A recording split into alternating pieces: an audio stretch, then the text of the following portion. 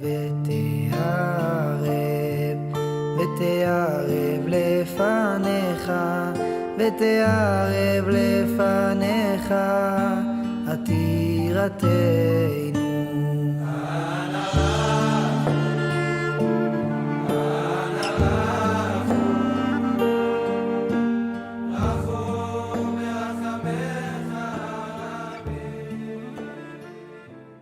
Hello everyone, this is the second in the series of what do we do in place of the sacrifices. It's in the siddur, we say it. So first of all, I want to encourage everyone to say it.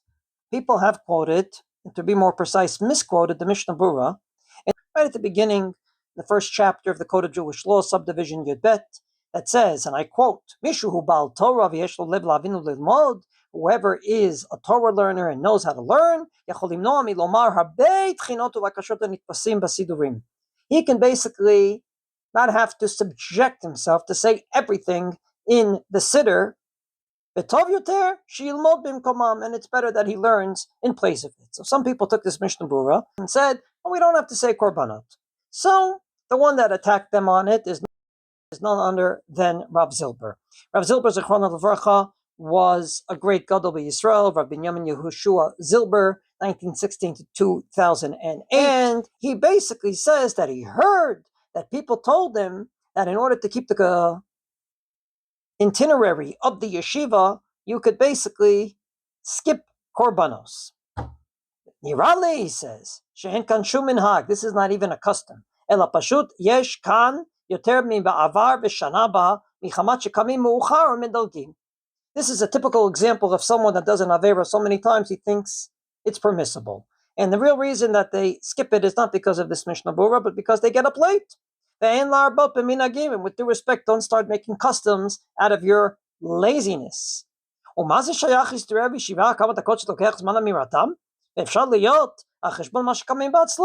basically says, what does this have to do with the itinerary of the yeshiva? Get up a little earlier. We're talking about 3-4 minutes.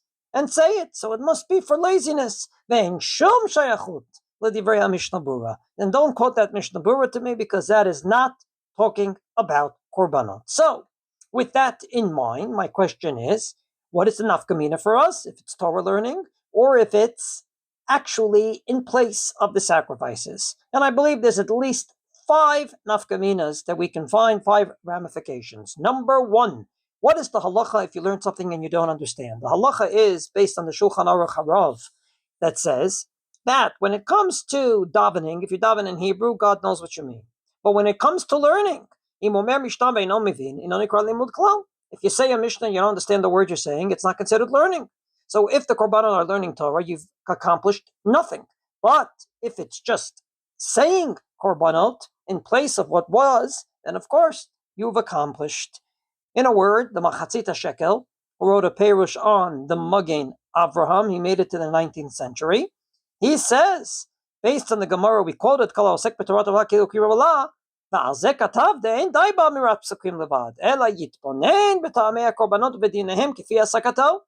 he basically says if it's Torah learning, it's not enough to say it. You have to understand it. But if it's not Torah learning, it's just in place of the sacrifices, all you need to do is to say it.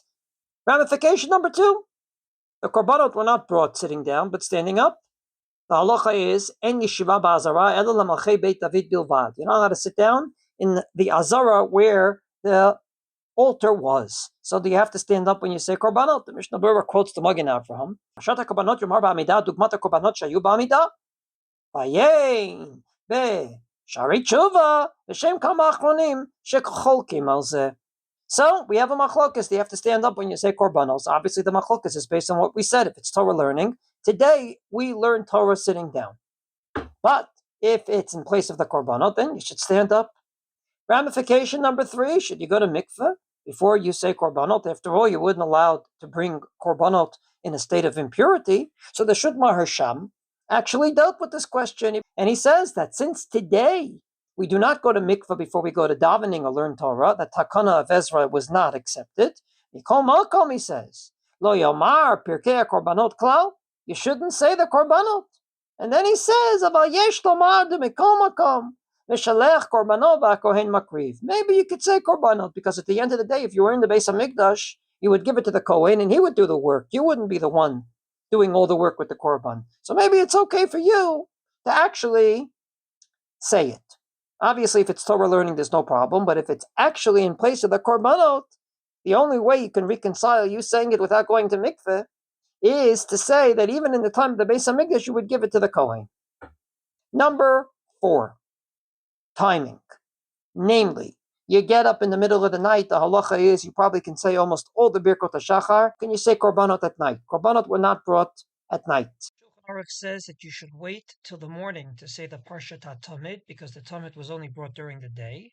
The Piskei Tshuvos, wonderful book written on the Shulchan Aruch, says Yesh Lakpich Lil Mar Birkei Esu Mekolman Be'ot Laila Kivan Shadayin Lo Egia Zman Hakavat HaKorbanot Kamo Kain he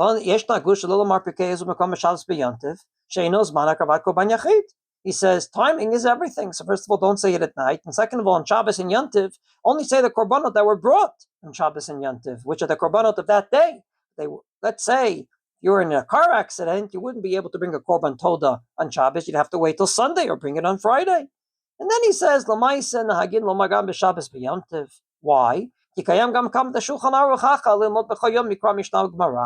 At the end of the day, if the reason is learning Torah, you could say it on Shabbos and Yantiv. If the reason is in place of the sacrificial work, then you wouldn't be able to say all the korbanot on Shabbos and Yantiv. I'll add that those that say the Yehi Ratzon after every Mishnah in the Ezuhu Mekoman should not say it on Shabbos and Yantiv because those korbanot were not brought. Just saying it as a Mishnah would be okay, but not the Yehi Ratzon, because that in and of itself would be mamish saying this is in place of a korban, where if there was a Beis HaMikdash, you wouldn't be able to bring it. And finally, the most important, you can't bring a korban without repenting. Say you cooked on Shabbos by mistake because you forgot it was Shabbos. The Rambam paskins in the first chapter of Hilchos Tshuva, Halacha Aleph, Kol ba'alei chatot v'hashamot beit shemeviim korbanoteihem al shegikatam o azdonam ein mitkaper lahem bekorbanam ad sheyasu tshuva v'yitvadu v'idui dvarim.